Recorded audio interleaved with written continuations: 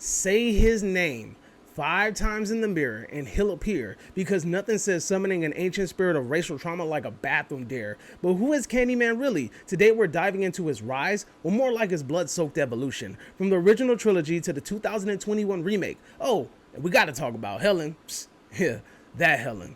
In 1992, Candyman made his big screen debut, played by the late, great Tony Todd with so much presence, he could recite nursery rhymes and still make you wet your pants. But his origin? Not exactly sunshine and rainbows. Daniel Robitaille was a talented black artist in the 1800s who made the mistake of falling in love with a white woman. And you already know, history wasn't exactly known for handling interracial romance with grace. They mutilated him, smeared him with honey, and let bees do the rest. He died in agony and returned as a poetic, hook-handed ghost with a killer monologue game. He doesn't just want revenge, he wants to be remembered. Fear is his legacy. And his legend lives on in the Cabrini Green Projects, a real housing project in Chicago that was infamous for its neglect, violence, and despair. The movie uses the setting not just for scares, but to highlight the way black communities are often ignored until their pain becomes a myth. And this is where real life comes in. In 1987, a woman named Ruthie Mae McCoy, who lived in a Chicago housing project, was murdered after calling 911 to say someone was breaking into her apartment through her bathroom mirror. Yes, seriously, you heard that right, her bathroom mirror. The killers had accessed her unit through the maintenance space behind the wall. Sound familiar? That's because it's literally the concept Candyman ran with. Ghosts entering through your mirror. Except in Ruthie's case, it wasn't a ghost. It was the result of poor infrastructure and a failed system. Her death became urban legend because the truth was too horrifying. So Candyman doesn't just work as a ghost story. It works because it's ripped from reality. That's why it hits so hard. It's not fantasy. It's what happens when people are forgotten until they become folklore.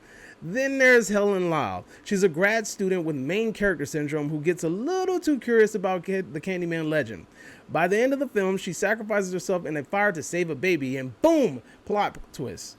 The people remembered her name. She comes back. Yep, Helen goes full-on ghost mode, Candyman style, which technically makes her a part of the Hive. Let's go ahead and park that for now. We'll talk about that a little bit later. Candyman 2, Farewell from Flesh. Farewell from Flesh gives us Candyman's government name, Daniel Robitaille. We get more backstory, more bees, and more gothic vibes. This time he haunts New Orleans and during Mardi Gras, which honestly might make it more terrifying. The film explores his bloodline, making him more tragic and more, well, obsessed with his family tree. Candyman's basically like, hey, I died in agony, so now you all get cursed. Family reunions for eternity. Thanks, Dan. Then there's Candyman 3. It exists. The sequel trades tragedy for tropes and turns Candyman into more of a slasher villain, with a hook and a one-liner quota. The nuance, yeah, that kind of didn't make the script. Tony Todd eats in every single scene that he's in, but the story's kind of like, hey, remember his great-great-grannies from the second one? Let's do that again, but worse. R.I.P. to the legend for making this film remotely bearable. Candyman 4, The What If Story. Now, let's talk about the sequel that never was. There was actually a plan for a 4th Candyman film, and get this, it was supposed to take place in the snow. Tony Todd once revealed in an interview that he was pitching an idea for a possible Candyman sequel, but this time it will be set during the winter. Picture it, the hook, the bees, a long black coat, trudging through the snow, landscape like a supernatural horror version of The Revenant. I mean, we've got Jason in summer camps, we've got Freddy in your dreams, why not Candyman in the blizzard? Like sweets to the sweet, but this time make sure you bring a coat. Instead of foggy mirrors, maybe it's ice-covered windows, bees freezing midair, and instead of Cabrini Cream, he hunts a ski lodge or something.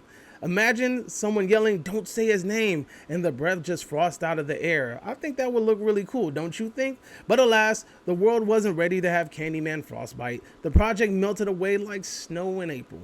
Candyman 2021, the technical remake. Fast forward to 2021, where Candyman isn't just one guy anymore, he's in Hive. That's right, the legend expands to include multiple black men who were unjustly killed, forming one shared myth. Sherman Fields, a man murdered by police, becomes the new face of Candyman.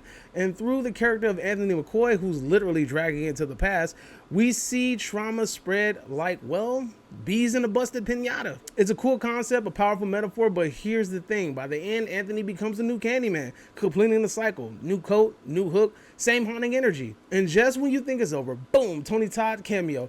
Just a single spooky line from the OG himself reminded us that legends never die, they just show up when your mirror game gets a little reckless. One of the biggest problems is they totally forgot about Helen, like completely. This woman burned alive to save a child, became a ghost, got her own urban legend, and the remake's like, yeah, Helen who? If the Candyman myth is a hive, and Helen is remembered by the community, why isn't she included? She was literally the white woman who got initiated into ghosthood through the fire and folklore. That's a hard gig to get into. Let's rewind a little bit further to Clive Barker's short story, The Forbidden. This is where Candyman first showed up, sort of. In the book, Candyman is a pale, mysterious ginger and is visibly unsettling.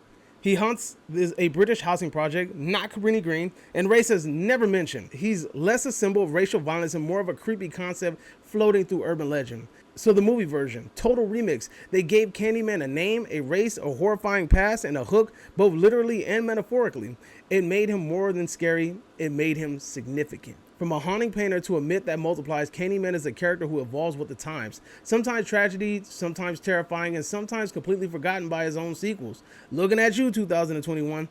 So what do you think? Does Helen deserve her spot in the hive? Did you know about the real-life Ruthie Mae McCoy story? And does Candyman scare you more now that you know that he got receipts? Let's talk about it in the comment section. Just don't say his name 5 times, please, please. Be my victim.